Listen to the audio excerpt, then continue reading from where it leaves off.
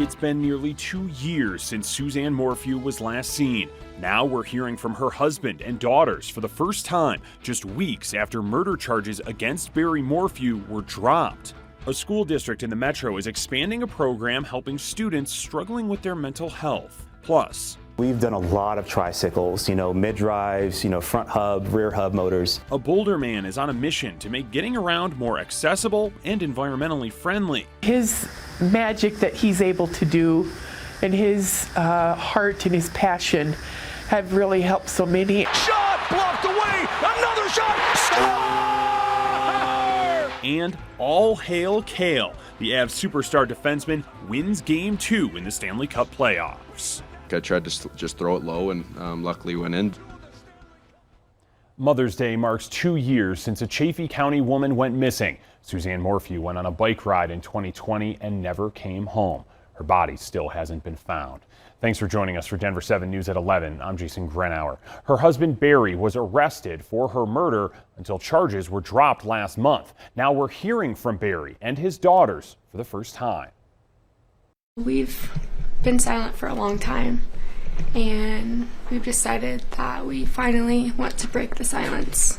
The family of Suzanne Morphew is sitting down for an interview for the first time since the murder charges against Barry Morphew were dropped. It's been an emotional roller coaster, but we feel like we can finally take our first steps in healing, which is a blessing. And yeah, we just know our dad better than anyone else, and we know he was not involved in our mom's disappearance. Mallory and Macy Morphew standing by their father, who investigators believe was responsible for their mother's disappearance 2 years ago. The three seen walking out of court arm in arm just moments after the charges against him were dropped. We want to heal. We feel like we haven't been able to heal these past 2 years. The family says Suzanne left her Colorado home for a bike ride but never returned. I just love my girls, and I love my wife, and I just want her to be found. But investigators told a different story, arresting Barry Morphew. The charges against him ranging from first-degree murder to tampering with physical evidence. Prosecutors argued that Morphew discovered his wife was having an affair, then killed her, disposed of her body, and staged a bike crash in a rural area. They released this body camera footage from the hours after she was reported missing, police saying Morphew touched evidence. Hey, could you not touch the bike with your hands, please? Morphew's daughters say he isn't a killer and are celebrating the dismissal of the charges, now demanding District Attorney Linda Stanley do more. I just hope that Linda will step up to the plate and do everything she can to find our mom, because what they've done is not fair. And we're never going to stop looking for our mom. Court filings say that while authorities are close to discovering Suzanne's body, weather has complicated the efforts. The location where Suzanne's body is believed to be has 5 feet of snow concealing it. Barry Morphew's attorney says authorities have mishandled the case and are planning to file a complaint against the DA. And if you want to honor Suzanne and you want to honor the daughters, go find Suzanne. The DA's office telling ABC News they and law enforcement have been diligently searching for Suzanne Morphew since she was reported missing, and that they are continuing to do so. Prosecutors need to be held responsible, and they need to pay for the damage they've caused to Barry, which is frankly nearly irreparable, because it's hard for anybody to believe that Barry is not who they claim he was. Now, the charges against Barry Morphew were dismissed without prejudice, which means if investigators find new evidence, he could be charged again. Stocks are having another down day on Wall Street, despite a good April jobs report. The Dow is down about 30 points, so it's definitely not as bad as yesterday, when it had the worst day since 2020. Now, this could be a sign investors are still worried about inflation. Taking a closer look at that jobs report, the Labor Department says the economy added nearly 430,000 jobs in April. That's more than economists had predicted. Some of those jobs are from retirees who left their jobs during the pandemic and are now being pulled back into the job market by rising costs. Colorado lawmakers are trying to help people with those rising costs. You're looking live at the state capitol, where the Colorado Cashback Plan advanced out of the House Finance Committee. So we might be getting our state tax refund checks sooner. The Colorado Cashback Plan would give single filers $400 and $800 for joint filers. Now, these are Tabor early refund checks, which we typically get every spring. Lawmakers want Coloradans to get this money by August or September. First Lady Dr. Jill Biden is in Europe. She landed in Romania a few hours ago. Her trip is to show support for Ukrainian refugees. But first, she met with members of the U.S. military and helped feed some service members at a military base there. Dr. Biden will also visit Slovakia. The UN says nearly 5.5 million Ukrainians have fled the country since the Russian invasion began. And the U.S. is sending more military equipment to help Ukraine, including 2,000 Javelins and Stinger missiles. But sending those weapons to Europe is depleting our inventory. Lawmakers say the U.S. has given 1/3 of our Javelin supplies to Ukraine. The Pentagon insists aid packages for Ukraine have not hurt the U.S. stockpile.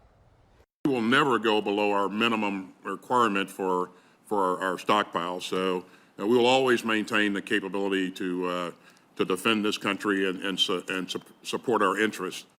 The Biden administration just requested more than $5 billion from Congress to replenish the inventory, but weapons manufacturers say getting back to pre-Ukraine inventory levels will take years.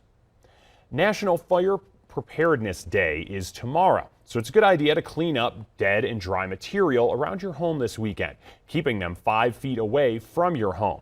It's something officials want people to do to reduce fire danger no matter where they live. And that's what we recommend people do, is to take a look at those vulnerable spots and then do the things, usually simple things, to remove anything that could ignite from an ember storm or a wildfire. Now, here's something else to keep in mind. Avoid creating sparks on warm, dry, and windy days. That means don't use power tools and don't mow your lawn or park on dry grass. The Public Utilities Commission will meet today to discuss how climate change and extreme weather may impact gas and electric lines. Officials from the Public Service Company of Colorado will talk about wildfire mitigation and the steps they're taking to protect areas in wildfire risk zones. Colorado is seeing a mental health crisis that's affecting our kids. It's so bad that Children's Hospital Colorado declared a youth mental health state of emergency last year. Now, there's been a nearly 50% jump in patients visiting the hospital's emergency department for behavioral health concerns so far this year compared to 2021. And it's a jump of nearly 140% since 2019. Now, school districts are doing what they can to help. Denver 7's Jessica Crawford reports on new funding that will help students in Douglas County. In a world where kids can feel a lot of stress, Douglas County is expanding a program that could save lives. In Douglas County, the Youth Community Response Team currently serves 42 schools. Earlier this week, Douglas County commissioners voted to expand that program so that it can serve all the schools in the district. More than $400,000 was allocated to the expansion. These Youth Community Response Teams consist of a mental health clinician and a police officer. If a child's having a mental health crisis in a school, the school will do safety assessments and safety planning. Then the Youth Community Response Team is called in to offer another layer of support, linking that child and their family to community resources. They also continue to follow a safety plan with the school.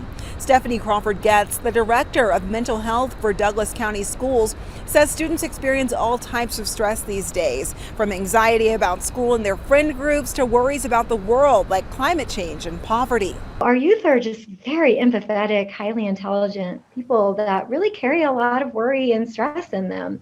And sometimes that can lead to them having a personal crisis where they might, for example, think, I'm having an issue and I'm not sure what I could do, and maybe suicide is an option.